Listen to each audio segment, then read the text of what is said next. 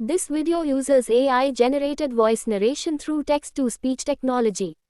The script is 100% original and fully written and created by the author, Subhash Joshi. All characters, events, and dialogues are purely fictional and intended for entertainment purposes only. Any resemblance to real persons, living or dead, is purely coincidental. Sorry दोस्तों, थोड़े दिन health down थी, जिस वजह से मैं आप लोगों के लिए नए एपिसोड्स नहीं ला पाया। लेकिन इस पूरे वक्त आपका इंतज़ार, आपके स्वीट मैसेजेस और सबसे ज़्यादा आपका प्यार और भरोसा मुझे अंदर से स्ट्रॉन्ग बनाए रखे। सच कहूँ तो जो कनेक्शन आप सबने मेरे साथ बनाया है वो सिर्फ क्रिएटर और लिसनर का रिश्ता नहीं है, वो है एक रियल बॉन्डिंग, एक इमोशन, एक अपनापन जिसे सिर्फ महसूस किया जा सकता है, लफ्ज़ों में कहना मुश्किल है। अब मैं बेहतर महसूस कर रहा हूँ और आई प्रॉमिस अब आपको फिर से रेगुलर एपिसोड्स मिलते रहेंगे। हर कहानी, हर मोड़ कुछ नया देगा, कुछ दिल को छुएगा, यही मेरी पूरी कोशिश रहेगी। तो चलिए अब बिना किसी डिले के let's dive into today's story, जहां होगा इमोशन, थ्रिल, मिस्ट्री और वो हर चीज जो आपको फिर से इस जर्नी से जोड़ देगी।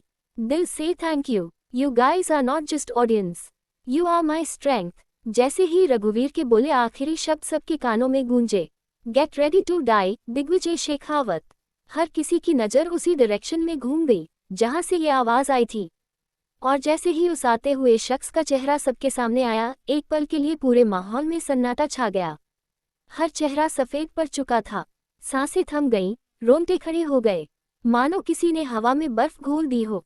भीड़ में से ही कोई खौफदा आवाज़ कांपती हुई निकली, RV. Rathore, he is here. दूसरी तरफ से किसी ने फुसफुसाते हुए कहा, आर.वी. यहाँ क्या कर रहे हैं? तभी किसी को रघुवीर की पहले कही बात याद आ गई। उसने चौंकते हुए कहा, मतलब mister RV. Rathore miss Siya Bajaj को पहले से जानते हैं और इनके बीच कोई कनेक्शन भी है। अब तो सबकी आंखों में और भी ज्यादा शौक था, और उस कनेक्शन के बीच में आया है दिग्विजय शेखावत। अब तो आज मिस्टर दिग्विजय को आर.वी. राठौर के हाथों से कोई नहीं बचा सकता।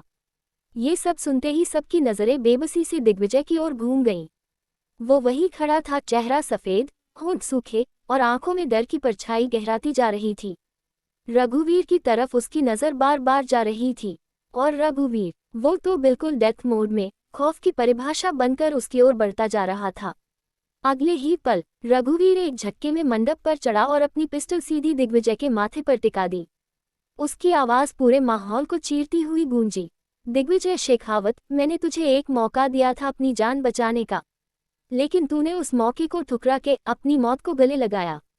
तो अब गेट रेडी फॉर हेल। इतना कहकर उसने गन का लॉक खोला और अपनी उंगली ट्रिगर पर रख दी। धीरे धीरे उसका फिंगर दबने लगा, और ठीक उसी पल हर किसी ने अपनी आंखें कसकर बंद कर लीं। उन्हें पता था अब क्या होने वाला है। गोली की तेज आवाज़ गूंजी, और उसके कुछ ही सेकंड बाद चटाक, एक जोरदार चांटे की गूंज पूरे गार्डन एरिया में फैल गई। इस आवाज़ के साथ ही सबकी आंखें एक झटके में खुल गईं, और सामने का सीन देखकर सबकी आंखें फिर से चौड़ी हो गईं। सिया, जो अब तक शांत खड़ी थी, उसने एक हाथ से रघुवीर का वो हाथ ऊपर कर रखा था जिसमें पिस्टल थी। अब भी उससे धुआं उठ रहा था, और दूसरी तरफ रघुवीर का चेहरा एक साइड को झुका हुआ था। उसके गाल पर एक ताज़ा पड़े थप्पड़ की लाल रेखा साफ नजर आ रही थी। पूरे माहौल में पिन ड्रॉप साइलेंस था। तभी सबकी निगाहें सिया के पीछे खड़े दिग्विजय पर पड़ी। वो अब भी जिंदा था, सही सलामत, लेकिन उसका पूरा शरीर डर से कांप रहा था, जैसे किसी ने उसकी जान ही खींच ली हो। सारी सिचुएशन अब सबकी समझ में आ चुकी थी, और जैसे ही सबने उस थप्पड़ वाला सीन देखा, हर कोई हैरानी से सिया को घूरने लगा। भीड़ में फुसफुसाहट तेज हो गई। What just happened? Miss Bajaj ने आर.वी. राठौर को थप्पड़ मार दिया, किसी ने दबी आवाज में कहा। पूरी दुनिया में कोई आर.वी. राठौर को छू भी नहीं सकता, और इन्होंने तो सीधे थप्पड़ मार दिया। अब तो मिस बजाज को आर.वी. के हाथों बचा पाना नामुमकिन है। मंडप में माहौल इतना टेंस था कि हवा भी भारी लगने लगी थी। रघुवीर की आंखों में इस वक्त आग धधक रही थी, जैसे किसी ज्वालामुखी में लावा उबल रहा हो। वो सिया को बिना पलक झपकाए घूरे जा रहा था, लेकिन सिया भी पीछे हटने वालों में से नहीं थी। उसकी आंखों में भी गुस्से की लपटें थीं, और उसकी आवाज़ पूरे मंडप में गूंज गई। हाउ डरे यू, राघवीर सिंह राठौर, तुम्हारी हिम्मत कैसे हुई? मेरी शादी में जबरदस्ती घुसकर मेरे होने वाले हस्बैंड को मारने की कोशिश करने की। सिया की चीखती आवाज जैसे ही हवा में गूंजी, रघुवीर का गुस्सा सातवें आसमान पर पहुंच गया। उसने एक झटके में अपना दूसरा हाथ बढ़ाया और सिया के बालों को कसकर पकड़ लिया। उसकी आवाज अब किसी हैवान की तरह डरावनी हो गई थी। इतनी हिम्मत, जो आरवी राठौर पर हाथ उठा दिया, अब इसकी कीमत चुकानी पड़ेगी। सिया, हर एक शब्द के साथ उसकी आवाज और ज्यादा भयानक होती जा रही थी। साथ ही उसकी पकड़ भी उतनी ही कसती जा रही थी। सिया की आंखों से आंसू बहने लगे। वो छटपटाती रही, खुद को छुड़ाने की कोशिश करती रही, लेकिन रघुवीर की पकड़ किसी लोहे जैसी थी। ये देख दिग्विजय, जो अब तक शॉक में था, एक पल भी नहीं रुका। वो सिया की तरफ लपका और एक जोरदार मुक्का सीधे रघुवीर की छाती पर दे मारा। धड़ाम! मुक्का इतना तेज था कि रघुवीर की पकड़ थोड़ी ढीली पड़ गई। इसी मौके का फायदा उठाते हुए दिग्विजय ने सिया को झटके से अपनी तरफ खींच लिया और उसकी आंखों में देखते हुए पूछा, आर यू ओके? सिया अभी भी कांप रही थी, लेकिन जिंदा थी। लेकिन दूसरी तरफ दिग्विजय की ये हरकत रघुवीर को किसी पागल जानवर में बदल चुकी थी। उसने बिना एक पल गंवाए दिग्विजय के कॉलर को पीछे से पकड़कर अपनी तरफ खींचा और दांत पीसते हुए गुस्से में गुर्राया, तेरी हिम्मत कैसे हुई हमारे बीच में फिर से घुसने की? इतना कहकर रघुवीर ने झटके से दिग्विजय को अपनी तरफ खींचा। उसका चेहरा पास लाकर सीधे एक जोरदार मुक्का उसकी जौ पर मारा। धड़ाम! दिग्विजय का शरीर सीधे मंडप से नीचे जा गिरा, जैसे किसी ने उसे हवा में उछाल कर फेंक दिया हो। उसे गिरते देख सिया का कलेजा कांप उठा। वो चीख पड़ी, दिग्विजय! वो फौरन नीचे जाने को हुई, लेकिन रघुवीर ने एक झटके में उसका हाथ पकड़ लिया और उसे अपनी ओर खींचते हुए उसकी आंखों में झांक कर कहा, स्वीट हार्ट, अगर दोबारा उसके पास जाने की गलती भी की तो इस पूरी जगह को शमशान में बदल दूंगा, और सबसे पहले मरेगा ये आदमी। उसके कहते ही उसका दूसरा हाथ गन की ओर गया और पलक झपकते ही उसने पिस्टल सीधी दिग्विजय की तरफ पॉइंट कर दी। दिग्विजय अब भी नीचे पड़ा था, चेहरे से खून बह रहा था और वो बेली होश में था। रघुवीर की ये बात सुनकर सिया के पैर जैसे जमीन में गड़ गए। उसके जिस्म ने जैसे हिलना ही बंद कर दिया। उधर गार्डन के एक कोने में अधिराज बजाज जी पहले ही काफी परेशान थे। जब उन्हें गोली चलने की आवाज सुनाई दी तो वो घबरा उठे, और जब उन्होंने देखा कि किसी को मंडप से नीचे फेंका गया है तो वो पैनिक में तेजी से मंडप की तरफ भागने लगे। दूसरी तरफ निकिता जी भी उसी ओर दौड़ रही थीं। उन्हें लोगों के मुंह से आरवी राठौर के आने की बात सुनाई दी थी। ये तक भी पता चल चुका था कि आरवी और सिया के बीच कोई पास्ट कनेक्शन है। ये सुनकर वो शॉक्ड थी और साथ ही अंदर से डरी हुई भी। भले ही वो पिछले 7 सालों से इंडिया से बाहर थी, लेकिन आरवी राठौर को वो बहुत अच्छे से जानती थी। उन्हें पता था आरवी सिर्फ नाम का इंसान है, असली में वो एक रूथलेस, मर्सिलेस, कोल्ड हार्टेड जल्लाद है। और यही डर उन्हें खींच लाया था। तेज कदमों से वो मंडप की ओर बढ़ रही थी। उन्हें दूर से ही मंडप में खड़े रघुवीर की पीठ दिखाई दे रही थी, लेकिन उसका चेहरा अब भी उनकी नजरों से छुपा हुआ था। पीठ उनकी ओर थी, लेकिन उसकी बॉडी लैंग्वेज में गुस्सा, टेंशन और पजेसिवनेस साफ झलक रही थी। उसी पल अधीरा दौड़ती हुई निकिता जी के पास पहुंची और मासूमियत से मंडप की तरफ इशारा करते हुए बोली, नानी, ये वही हैंडसम अंकल हैं ना, जिन्होंने उस दिन अधीरा की जान बचाई थी एक्सीडेंट में? वो थोड़ा रुककर हैरानी से बोली, लेकिन मम्मा का हाथ उन्होंने इतना टाइट क्यों पकड़ा हुआ है? ऐसे पकड़े रहेंगे तो मम्मा को हर्ट होगा ना। अधीरा की ये बात सुनकर निकिता जी जैसे सुन्न रह गईं। उन्होंने फौरन उसकी तरफ मुड़ते हुए पूछा, अधीरा बेटा, तुम्हें तो उस दिन दिग्विजय अंकल ने बचाया था ना? लेकिन अधीरा ने मासूमियत से अपनी गर्दन हिलाई। नहीं नानी, दिग्विजय अंकल तो उस दिन वहां थे ही नहीं। उसने फिर से मंडप की ओर इशारा किया। मुझे तो उस दिन वही अंकल ने बचाया था जो अभी मम्मा का हाथ पकड़े खड़े हैं। अधीरा का जवाब सुनते ही निकिता जी जैसे कुछ पल के लिए पत्थर सी हो गईं। उनकी सांसें थम गईं और उन्होंने खुद से बड़बड़ाया, मतलब उस दिन दिग्विजय ने झूठ बोला था। जिस इंसान ने अधीरा की जान बचाई थी वो दिग्विजय नहीं, कोई और था। उनके माथे पर अब हैरानी से ज्यादा सवालों की लकीरें थीं। लेकिन दिग्विजय ने ऐसा क्यों किया? वो यही सब सोच रही थी कि तभी उनकी नज़र दोबारा मंडप की तरफ गई, और इस बार उन्हें रघुवीर की एक हल्की सी झलक मिली। बस एक सेकंड के लिए उसका चेहरा जरा सा दिखा, लेकिन उसी पल कुछ टूटा सा उनके अंदर। एक अजीब सा एहसास उनके दिल में गूंज उठा, जैसे कोई बहुत पुराना, बहुत अपना रिश्ता दिल की दीवारों पर दस्तक दे रहा हो। उन्होंने अनजाने में ही अपने कदम आगे बढ़ा दिए, और जैसे ही उन्होंने रघुवीर का चेहरा साफ साफ देखा, उनके पांव वहीं रुक गए। उनकी आंखें फैल गईं, गला सूख गया, और उनके होठों से बस एक टूटा हुआ नाम निकला, वरदान। और इसी के साथ उनकी आंखों से तेजी से आंसू बहने लगे। अब उनके कदम कंट्रोल से बाहर थे। वो तेजी से मंडप की तरफ दौड़ पड़ी। मंडप में सिया अब भी खुद को रघुवीर की पकड़ से छुड़ाने की कोशिश कर रही थी। उसकी आंखों में डर था, गुस्सा था, लेकिन रघुवीर के चेहरे पर एक इविल स्माइल, एक ऐसी मुस्कान जिसमें पजेशन भी था, पागलपन भी और बदला भी। वो उसकी आंखों में देखते हुए बोला, स्वीट हार्ट, मैंने तुम्हें पहले ही वार्न किया था, मुझे छोड़ने की या मुझे धोखा देने की गलती मत करना। उसके लहजे में अब कोई सॉफ्टनेस नहीं थी, सिर्फ क्रूर सच्चाई थी। लेकिन तुमने मेरी बात नहीं मानी और सीधा किसी और से शादी करने चली गई। अब इसकी सजा तो तुम्हें मिलकर ही रहेगी। इतना कहकर रघुवीर ने सिया को बेहद करीब खींच लिया, इतना करीब कि उनकी सांसें एक दूसरे से टकरा रही थीं। उसने अपनी गन का मुंह सिया के माथे से नीचे लाते हुए धीरे धीरे उसके गुलाबी होठों पर रोक दिया। उसकी आंखों में अब एक अजीब सी वहशत थी। वो धीमे लेकिन बेहद ठंडे लहजे में बोला, लेकिन तुम्हें सजा देने से पहले। वो वहीं रुका। उसके बाद उसकी निगाहें मंडप के नीचे पड़े दिग्विजय पर जा टिकी। अब उसकी आंखों में क्रूरता का सैलाब उमड़ चुका था। इस हरामजादे को तो मैं इसकी औकात दिखा ही दूं, जिसने मेरी होने वाली क्वीन पर नजर डाली। उसे इस दुनिया में जीने का कोई हक नहीं। इतना कहते ही रघुवीर ने गन घुमाकर सीधा दिग्विजय के सीने पर पॉइंट कर दी। सिया सब समझ चुकी थी। वो जानती थी कि रघुवीर अब सच में गोली चला देगा। उसके रोंगटे खड़े हो गए। वो डर के मारे कांपती आवाज में बोली, रघुवीर प्लीज नो। लेकिन रघुवीर के सिर पर खून सवार था। उसे कोई आवाज सुनाई नहीं दे रही थी। उसने गन की ट्रिगर पर उंगली रखी और दिग्विजय के सीने की सीध में निशाना कस लिया।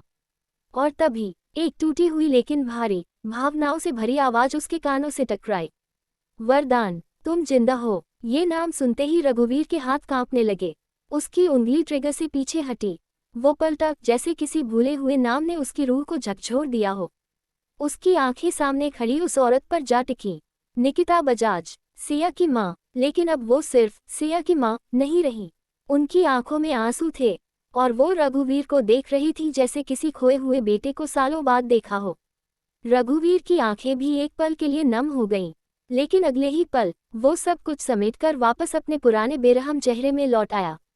उसने ठंडी और तीखी नजरों से निकिता जी की आंखों में झांका और बर्फ की तरह सख्त आवाज में कहा, आह, तो आप भी यही हैं, सो कॉल्ड आंटी। रघुवीर के मुंह से सो कॉल्ड आंटी सुनते ही सिया ने चौंककर अपनी मां की तरफ देखा, जो इस वक्त रघुवीर को नम आंखों से देख रही थी। उसी पल वहां अधिराज बजाज भी पहुंच चुके थे।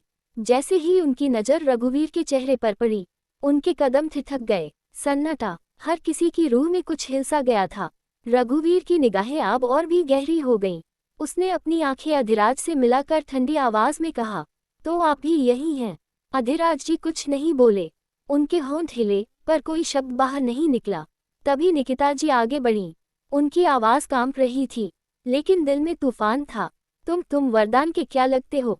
रघुवीर की आंखों में एक पल के लिए भावनाओं का तूफान उठा, पर उसने खुद को तुरंत संभाला। उसकी आंखें अब फिर बर्फ सी ठंडी हो चुकी थीं। उसने उन दोनों को घूरते हुए कहा, जिस वरदान की आप बात कर रहे हैं, उसे तो 7 साल पहले आप लोगों ने मरने के लिए मजबूर कर दिया था। मैं उनका बेटा हूँ, रघुवीर सिंह राठौर, सोन ऑफ जस्टिस वरदान सिंह राठौर। ये सुनते ही अधिराज जी की आंखों के नीचे से जैसे जमीन खिसक गई। उनकी आंखों से टप टप आंसू बहने लगे, पर रघुवीर की आंखें अब भावनाओं के लिए नहीं, केवल बदले के लिए जिंदा थीं। उसने एक बार फिर गन उठाए और सीधा दिग्विजय के ऊपर पॉइंट कर दी। अब तू बचेगा नहीं, दिग्विजय शेखावत। वो ट्रिगर दबाने ही वाला था कि अचानक एक अधेड़ उम्र का आदमी दिग्विजय के सामने आकर घुटनों पर गिर गया। उसने दोनों हाथ जोड़ लिए और कांपती हुई आवाज में बोला, मलिक, मेरे बेटे को माफ कर दीजिए। ये मेरा लौटा हुआ बेटा है। इसकी पढ़ाई, इसकी जिंदगी, सब कुछ तो आपके खानदान के पैसे से चला है। प्लीज इसे जिंदा छोड़ दीजिए। मैं वादा करता हूँ, ये आज के बाद न आपकी राह में आएगा, न मिस बजाज की जिंदगी में। यह अधेड़ उम्र का आदमी और कोई नहीं, बल्कि शेखावत इंडस्ट्रीज का मालिक और दिग्विजय शेखावत का पिता राजवीर शेखावत था। राजवीर को देखकर रघुवीर की आंखों के सामने एक झटके में अतीत के कई पुराने धुंधले दृश्य घूमने लगे, वो पुरानी हवेली, वरदान सिंह राठौड़ की हंसी और राजवीर का झुका हुआ सिर। लेकिन अगले ही पल रघुवीर ने अपनी पलकें झपकाईं और उन यादों को जैसे जहन से झटक कर दूर फेंक दिया। उसका नजरिया फिर से सख्त हो गया और वो अब दिग्विजय को घूरने लगा। दूसरी तरफ दिग्विजय मुश्किल से अपने कपड़े झाड़ते हुए खड़ा हुआ और गुस्से में अपने पिता पर चिल्ला पड़ा। पापा, ये आप क्या कर रहे हैं? इस गुंडे के सामने हाथ क्यों जोड़ रहे हैं? ये बस एक मामूली आदमी है और कुछ नहीं। लेकिन उसका यह अहंकार भरा वाक्य पूरा भी नहीं हो पाया था कि धड़ाक, राजवीर शेखावत का हाथ एक जोरदार तमाचे की तरह दिग्विजय के गाल पर पड़ा। पूरा माहौल सन्न हो गया। राजवीर की आंखें अब लाल थीं, क्रोध से नहीं, ग्लानि और सम्मान के भाव से। वो फट पड़ा, चुप कर नालायक, तू जानता भी है किसके बारे में बोल रहा है? ये रघुवीर सिंह राठौड़ हैं, हमारे मालिक वरदान सिंह राठौड़ के इकलौते बेटे। वो वरदान, जिनकी छाया में खड़े होकर ही आज तू बोलने लायक बना है। राजवीर की आवाज कांप रही थी, पर शब्दों में झंझनाहट थी। यह आदमी नहीं, हमारे लिए भगवान है, जिनके परिवार की छांव में रहकर ही हमने सांस लेना सीखा है। आज जो भी हमारे पास है, दौलत, नाम, इज्जत, वो सब इनकी दी हुई है। और तू इनके सामने खड़ा होकर बदतमीजी कर रहा है। क्या सच में तुझे जिंदा रहना नहीं है, या फिर पूरे खानदान को बर्बाद करना है? इतना कहकर उन्होंने एक गहरी सांस ली और ठहर कर बोले, आज के बाद अगर तूने इन दोनों के बीच आने की कोशिश भी की तो मैं तुझे खुद अपने हाथों से खत्म कर दूंगा, समझा? फिर उन्होंने तेज निगाहों से उसे घूरते हुए कहा, अब माफी मांग इनसे। उनकी बात सुनते ही दिग्विजय के चेहरे पर जैसे किसी ने थप्पड़ जड़ दिया हो। उसका आत्मसम्मान चूर चूर हो गया, लेकिन वह अपने पिता के सामने कुछ भी कहने की हिम्मत नहीं कर सका। उसने रघुवीर की तरफ देखा, फिर धीरे से सिर झुकाकर दोनों हाथ जोड़ लिए। माफ कर दीजिए मिस्टर आरवी राठौर, उसने धीमी आवाज में कहा, मुझे सच में नहीं पता था कि आपने हमारे लिए कितना कुछ किया है। मैं वादा करता हूँ, आज के बाद मैं कभी भी आपके और सिया के बीच नहीं आऊंगा। लेकिन रघुवीर का चेहरा बिल्कुल सख्त बना रहा। उसने दिग्विजय की बात को जैसे पूरी तरह इग्नोर कर दिया। उसकी नजरें सीधा जय पर टिक गईं। जय, वह जोर से बोले, तुरंत सबको पकड़ लो। उसकी बात सुनते ही सबके चेहरे पर शौक और डर दोनों साफ नजर आने लगे। उसी वक्त जय अपने गार्ड्स के साथ आगे बढ़ा और सीधा सिया के परिवार की तरफ बढ़ते हुए शेखावत फैमिली, अधिराज जी और निकिता जी को गन पॉइंट पर ले लिया। पूरा माहौल एक पल में ही बदल गया। हर तरफ सन्नाटा था, कोई कुछ समझ ही नहीं पा रहा था। वहीं सिया की आंखें हैरानी से फटी की फटी रह गईं। उसकी नजरें रघुवीर पर जाकर टिक गईं, जो अब एक एविल स्माइल के साथ सिर्फ उसे ही देख रहा था। स्वीट हार्ट, रघुवीर ने खींचती मुस्कान के साथ कहा, बहुत शौक है ना तुम्हें शादी का? चलो, आज वो भी पूरा कर ही देते हैं। इतना कहकर उसने सिया को एक झटके में अपनी तरफ खींच लिया और फिर पंडित की तरफ पलटते हुए ऊंची आवाज में बोला, पंडित जी, फटाफट मंत्र पढ़ना शुरू करो। पंडित जी एक पल के लिए कांप गए थे। उन्होंने रघुवीर के हाथ में पकड़ी गन देखी, फिर मंडप के चारों तरफ गन पॉइंट किए खड़े लोगों को और डर के मारे हड़बड़ाते हुए मंत्र पढ़ना शुरू कर दिया। वही सिया लगातार खुद को छुड़ाने की कोशिश कर रही थी, लेकिन रघुवीर ने उसे कसकर पकड़ रखा था। ना स्वीट हार्ट, ऐसी गलती मत करना, रघुवीर ने उसके बेहद करीब आकर धीमी लेकिन सख्त आवाज में कहा। तुम्हारा एक भी गलत मूव तुम्हारे फैमिली वालों की जान ले सकता है।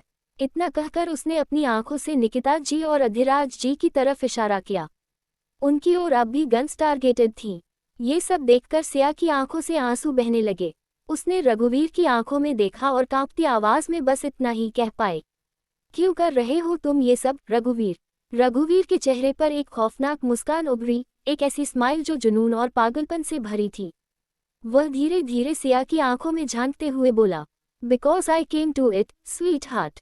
इसके बाद वह गहरी सांस लेकर उसके बेहद पास आया और बेहद ठंडे लेकिन खतरनाक लहजे में बोला, और अगर तुम चाहती हो कि तुम्हारी मॉम, डैड और तुम्हारा पूरा परिवार जिंदा रहे, तो चुपचाप मुझसे शादी कर लो। मैं वादा करता हूँ कि फिर उन्हें कुछ नहीं होगा, वरना सबको खत्म करने के बाद भी मैं तुम्हें अपना बना ही लूंगा। उसकी आंखों में वह वहशी दीवानगी साफ झलक रही थी, एक ऐसा पागलपन जो सिया के रोंगटे खड़े कर देने के लिए काफी था। वो अंदर तक कांप गई थी, उसकी सांसें जकड़ गई थीं। कुछ बोल पाने की ताकत जैसे उसके शरीर ने छोड़ दी थी। पंडित जी अपने मंत्रों में लगे थे, लेकिन सिया के कानों में कुछ भी सुनाई नहीं दे रहा था। बस हर मंत्र के साथ उसकी आंखों से बहते आंसू तेज होते जा रहे थे। वो बिल्कुल एक मूर्ति की तरह बैठी थी, बेजान, लाचार। दूसरी तरफ एक कोने में अधीरा खड़ी थी। अपनी माँ की ये हालत देखकर उसकी आंखों में आंधी सी भर आई थी। वो उनके पास दौड़ जाना चाहती थी, उन्हें इस नरक से खींचकर बाहर लाना चाहती थी। लेकिन चेतना ने उसे कसकर पकड़ रखा था। नहीं बेटा, चेतना ने उसके कान में धीरे से फुसफुसाते हुए कहा। अभी नहीं, अभी अगर तुम वहां गई तो रघुवीर तुम्हें देख लेगा, और फिर वो तुम्हारे साथ क्या करेगा कोई नहीं जानता। तुम्हारी माँ को बचाना है तो अभी तुम्हें खुद को बचाना होगा। प्लीज यहीं रुको। अधीरा के आंसू उसके गालों पर बहते जा रहे थे, लेकिन वो अपनी माँ की तरह मजबूर और बेबस होकर वहीं खड़ी रह गई। अधीरा भले ही सिर्फ 6 साल की थी, लेकिन एक सिंगल पेरेंट की बेटी होने के कारण वह उम्र से कहीं ज्यादा समझदार हो गई थी। वह हालातों की गंभीरता को समझती थी और माँ की आंखों में छिपे दर्द को भी पढ़ लेती थी। इसलिए जब चेतना ने उसे सिया के पास जाने से रोका, तो वह बिना किसी और जिद के चुपचाप पीछे हट गई। उसकी छोटी सी उंगलियां चेतना की हथेली में कस गईं और वो बस माँ की आंखों में झांककर धीरे से बोली, ठीक है मम्मा, अधीरा यहीं रहेगी। चेतना ने अधीरा को अपने सीने से लगा लिया। उसकी मासूमियत और समझदारी ने चेतना के दिल को एक साथ राहत भी दी और तकलीफ भी। वहीं दूसरी ओर चेतना की निगाहें लगातार मंडप की तरफ थीं। वो मंडप जहां उसकी सबसे करीबी दोस्त अपनी नई जिंदगी की शुरुआत करने जा रही थी। पर चेतना का दिल खुश होने की बजाय भारी था। हर पल, हर रस्म के साथ उसकी आंखों में छिपा डर गहराता जा रहा था। उसका मन बार बार उसी सवाल में उलझा हुआ था, क्या ये रिश्ता सही है? क्या सिया सच में सुरक्षित रहेगी? मगर वो चाहकर भी कुछ नहीं कर सकती थी, सिवाय दूर खड़े होकर सब कुछ चुपचाप देखने के। मंडप में सन्नाटा था। हर किसी की नज़र उस एक पल पर टिक गई थी जब पंडित जी ने ऊंची आवाज में कहा, अब वर वधू की मांग में सिंदूर भरें। रघुवीर बिना एक पल गनवाए आगे बढ़ा और अपनी उंगलियों से सिया की मांग में सिंदूर भर दिया। उसकी आंखों में जुनून था और सिया की आंखों में ठहर चुका तूफान। इसके बाद पंडित जी बोले, अब वधू के गले में मंगलसूत्र पहनाएं। रघुवीर ने अपनी जैकेट की पॉकेट में हाथ डाला और वहां से एक पुराना लेकिन बेहद खूबसूरत मंगलसूत्र निकाला।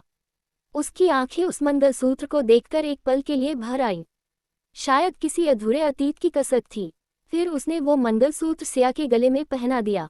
पंडित जी कुछ देर तक मंत्र पढ़ते रहे और फिर गंभीर स्वर में बोले, अब वधू फेरे के लिए खड़ी हो जाएं।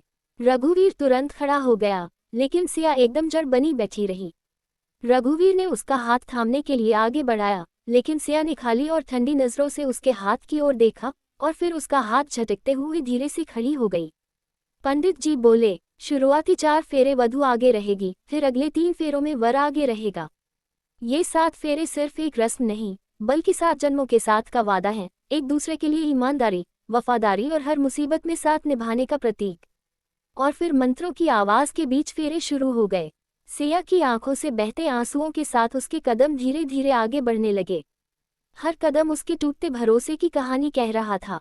रघुवीर उसके पीछे चलते हुए दिल ही दिल में बड़बड़ा रहा था, सॉरी जान, तुम्हें तकलीफ देने का इरादा नहीं था, लेकिन तुमने मुझे कोई और ऑप्शन छोड़ा ही नहीं। बस एक वादा है, आज के बाद तुम्हारी आंखों में आंसू नहीं आने दूंगा, तुम्हें कभी अकेला महसूस नहीं होने दूंगा। लेकिन सिया के मन में कुछ और ही चल रहा था। उसकी आंखों में ठान लेने वाली चुप्पी थी। रघुवीर सिंह राठौर, वो मन ही मन बोली, चाहे तुमने मुझसे शादी कर भी ली हो, लेकिन मैं तुम्हें कभी अपना हस्बैंड नहीं मानूंगी, कभी नहीं। जहां एक और सिया और रघुवीर के मनों में नई जिंदगी की शुरुआत को लेकर अनगिनत भावनाएं उमड़ रही थीं, वहीं दूसरी ओर उन पर बरसते फूलों के बीच मौजूद हर शख्स के दिल में भी कुछ न कुछ चल रहा था। मिस्टर एंड मिसेज बजाज की आंखों में एक अजीब सी उदासी थी, एक ऐसा जज्बा जो शब्दों से नहीं, केवल खामोश निगाहों से बयां हो सकता था। उनके दिल में कोई अधूरा पल, कोई बीता हुआ अफसोस शायद दस्तक दे रहा था। वहीं दूसरी तरफ दिग्विजय की आंखों में गुस्सा और निराशा की मिली-जुली लपटें थीं। शायद वह खुद को असहाय महसूस कर रहे थे, एक ऐसी स्थिति में जहां चाहकर भी कुछ नहीं कर सकते। इन सब से अलग जय और रघुवीर के बाकी करीबी लोग फूले नहीं समा रहे थे। उनके चेहरों पर जो सच्ची और साफ खुशी थी, वह किसी भी सजावट से ज्यादा चमकदार थी। ये खुशी थी उस पल की, जिसका उन्हें बरसों से इंतजार था। उनकी मैडम उन्हें वापस मिल रही थी, और उनके बॉस को उनका प्यार। फेरे पूरे होते ही पंडित जी ने शुभ स्वर में घोषणा की, शादी संपन्न हुई। आज से आप दोनों पति पत्नी हुए। अब आप बड़ों का आशीर्वाद लेकर अपने नए रिश्ते की शुरुआत करें।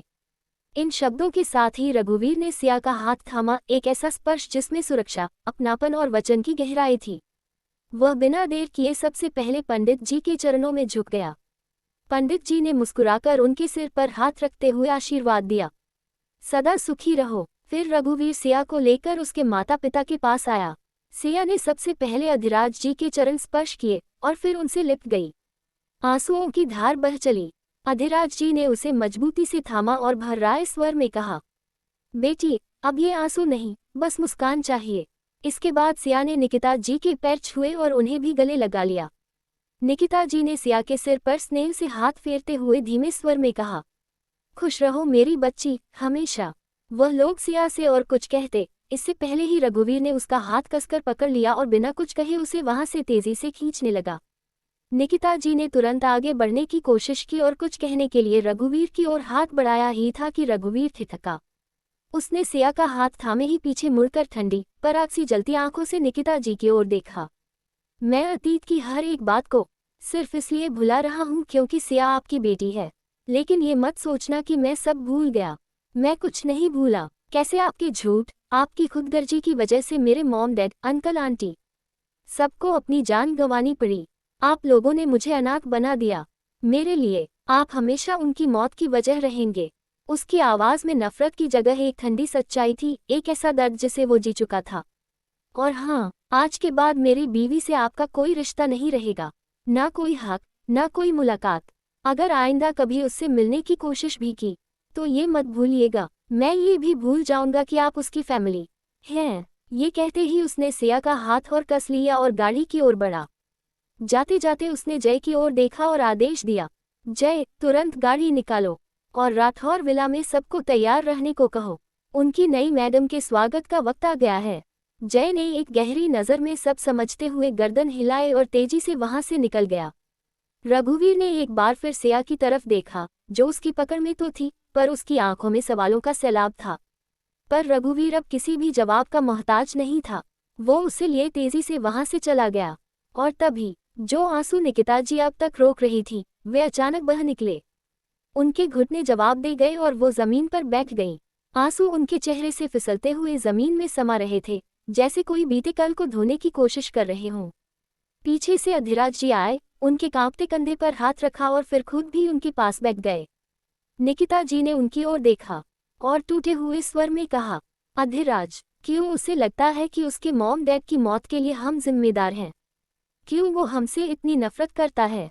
क्या हमारे गुनाह इतने बड़े थे? और अधिराज जी के सीने से लगकर वह बुरी तरह फूट फूट कर रोने लगी।